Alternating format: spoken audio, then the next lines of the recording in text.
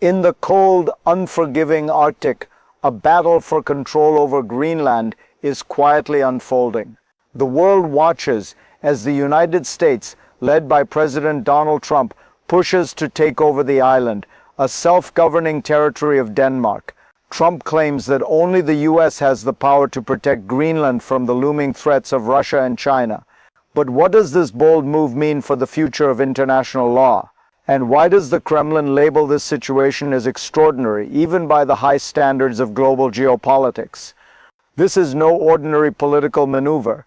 It's a high-stakes game of chess played on frozen land. What does it mean for the balance of power when the world's largest superpower sets its sights on such a strategic but sparsely populated landmass? And more importantly, what are the real consequences for global security when a single nation questions the rule of law to achieve its goals? As the pressure builds, the world holds its breath. But we have to ask, what will happen when the Arctic becomes the next battleground in the struggle for dominance? Stay tuned as we explore the story behind this daring geopolitical move. The world has always been divided when it comes to the Arctic. While its frozen terrain may seem inhospitable, its geopolitical importance is undeniable. Greenland, a vast, sparsely populated island, sits at the crossroads of crucial global shipping routes and valuable natural resources. It is a strategic prize for any nation. But why now? For decades, the island has been under Danish sovereignty, with Greenlanders managing their own affairs. But the US sees an opportunity. President Trump's push to acquire Greenland isn't just about land, it's about national security.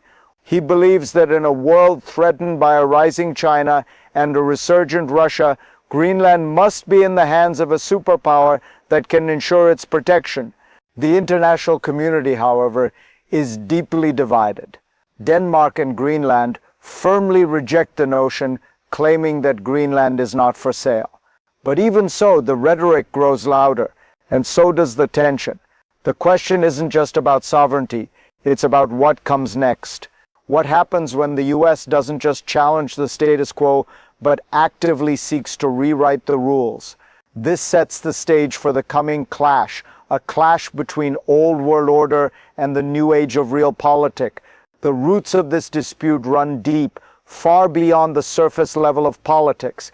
To understand the gravity of Trump's push for Greenland, we must first turn to the history of the Arctic and its control. For centuries, the Arctic was a desolate, unreachable place for most of the world's powers. But with the rise of global competition, both for resources and strategic positioning, the Arctic became a prize no one could afford to ignore. In the 20th century, the Cold War saw both the US and the Soviet Union lock eyes on the frozen North, using it as a point of leverage. NATO alliances formed around Arctic defense, and military installations were set up on the island surrounding Greenland. The strategic value was clear. Greenland sits on the edge of the polar ice cap, controlling access to shipping lanes and offering unparalleled military advantages for those in control. Today, as global powers such as China and Russia set their sights on the Arctic, Greenland becomes even more valuable. Its vast mineral resources, rare earth elements, and rich fishing grounds attract attention. The US sees the need to secure Greenland, not just as a military outpost, but as a cornerstone in the geopolitical struggle for dominance in the region. And yet this tension isn't new. It's been brewing for decades, hidden beneath the surface. Now it's finally bubbling to the surface, and the world is watching. In early January, President Trump made a dramatic move. A daring military operation in Venezuela, an attempt to oust President Nicolas Maduro, had just concluded, and suddenly Greenland was back in the spotlight. Trump, now emboldened, began pushing his narrative. The US needed Greenland for national security, to counter both Russia and China. This wasn't just political rhetoric. This was a calculated step to secure a vital piece of the Arctic. The situation quickly escalated into a full-blown geopolitical crisis. Russia immediately reacted, labeling Trump's actions as extraordinary. with Kremlin spokesman Dmitry Peskov declaring that this move was unprecedented in the modern international order. And indeed, the world's eyes were fixed on this unfolding spectacle. What was once an icy geopolitical struggle had now become a game of high stakes, a game where a simple island could tilt the balance of power. But Trump didn't stop there. He made it clear international law meant little to him. Only his own morality and vision could dictate the path forward. The question now was, how would the rest of the world respond to this challenge? This wasn't just about territory, it was about power. Behind the headlines, there is a deeper game at play, a complex web of strategic interests and hidden mechanisms that drive this push for Greenland. On the surface, it seems like a simple territorial dispute, but in reality, it's a reflection of a much larger and more profound shift in global power dynamics. Greenland isn't just about its natural resources. It's about positioning both militarily and economically. As the Arctic ice melts due to climate change, new shipping lanes open up, creating faster routes for trade between Europe, Asia, and North America. Control over these passages means control over one of the most crucial economic corridors in the world. The US understands this, but so do other nations. Russia, for example, has long been working to assert its dominance in the Arctic, with its military presence in the region growing year by year. China, too, has increasingly shown interest, seeking to establish its influence over the region's vast resources and strategic trade routes. Trump's push for Greenland can be seen as part of a broader strategy to assert American dominance, not just in the Arctic, but globally. He's seeking to lock down this region before the competition can gain a foothold. But this approach comes with risks. By undermining international law, Trump is setting a dangerous precedent that could provoke further instability and challenge the foundations of global diplomacy. And so the game becomes more than just a territorial dispute. It's about rewriting the rules of the international system itself. As tensions over Greenland rise, a second crisis unfolds, one that brings the stakes to an even more dangerous level. In response to Trump's actions, NATO members, particularly those from Europe, have mobilized. The alliance, traditionally strong in its Arctic defense, is now facing internal divisions. Troops are deployed to Greenland under the banner of a joint military exercise, Operation Arctic Endurance. While the operation is described as routine, its timing raises suspicions. The US, Denmark, and other NATO members are preparing for what could be a prolonged standoff in the Arctic, and Trump's comments don't help calm fears. His declaration that only his own morality can stop him from achieving his goals is a chilling message to the international community. The tensions spill over into the diplomatic sphere. A high-stakes meeting between the US, Denmark, and Greenland to discuss the future of the island ends in deadlock. The talks, while described as constructive, fail to deliver any breakthrough. Instead, both sides dig in their heels. Greenland continues to reject any foreign intervention, reaffirming its right to self-determination. Meanwhile, Trump remains defiant. As military forces prepare to engage, both sides of this conflict are bracing for what comes next. Will this become another Cold War-style standoff, or will this new geopolitical struggle escalate into something far more dangerous? But amidst the political maneuvering and military buildup, it's the people of Greenland who stand to lose the most. For them, this isn't just a matter of international law or global power struggles.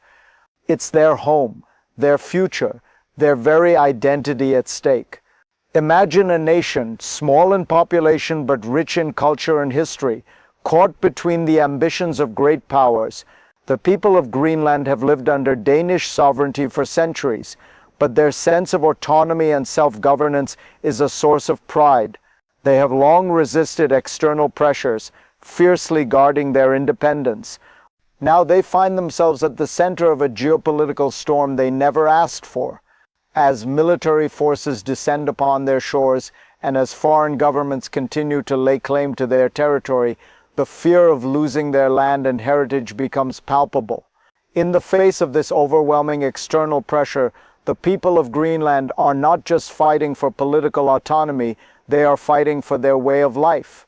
The idea of becoming a pawn in a game between global superpowers is deeply unsettling, and yet for many the alternative seems just as uncertain. Will they be able to protect their sovereignty, or will they be forced to make compromises for the sake of global peace? In the cold shadow of these events, the human cost becomes clearer than ever. Greenlanders are caught in a battle not of their making, and the stakes could not be higher. The world beyond Greenland is watching with bated breath as the situation intensifies. While the eyes of the world are focused on the island, the consequences of this geopolitical struggle are far-reaching. Greenland may be small, but its strategic importance affects global security, trade, and diplomacy in profound ways. Russia, already an Arctic power, sees Trump's actions as a direct challenge to its influence.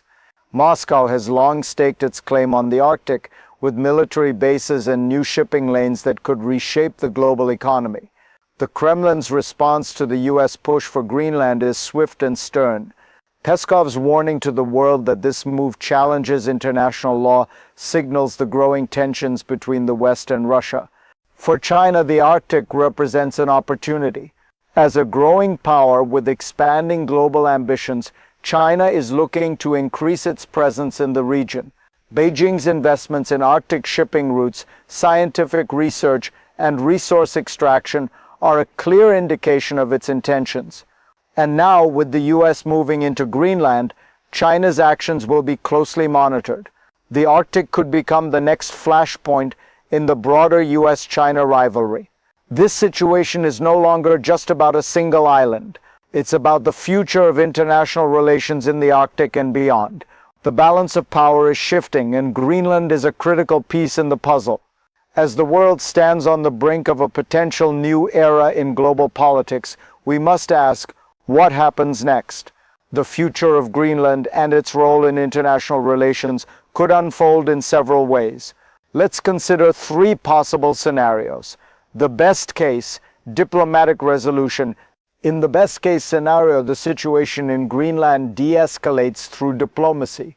The US and Denmark, along with international stakeholders, reach a diplomatic solution that respects Greenland's right to self-determination. While tensions remain high, cooperation emerges between the powers in the Arctic to establish a stable shared future in the region. Greenland's sovereignty is protected, and the island continues to thrive free from outside control. The middle ground, a divided future. In this scenario, Greenland remains a battleground for influence. While Denmark retains formal control, the US and other NATO countries establish a greater military presence in the region. Greenland is caught between global superpowers, with its resources becoming the prize for a tense, ongoing struggle. The island's people may see some form of autonomy, but they live in the shadow of constant foreign intervention and a divided world. The worst case, escalation into conflict. In the worst case scenario, Greenland becomes the flashpoint for a larger global conflict. As the US, Russia, and China vie for control, the region becomes militarized, with disastrous consequences for both the local population and the international community. Diplomatic talks fail, and the Arctic becomes the site of a prolonged standoff, escalating tensions that ripple through global economies and international relations. The future of Greenland is uncertain, but one thing is clear: its fate will be a critical factor in shaping the world's geopolitical future. As the world watches this extraordinary geopolitical drama unfold, one truth becomes clear: the stakes are higher than ever. Greenland's fate is more than just about land. It's about the balance of power in the Arctic, the future of international law, and the very nature of global diplomacy.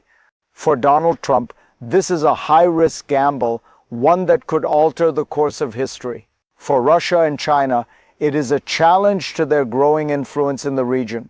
For the people of Greenland, it's a fight for their sovereignty and way of life.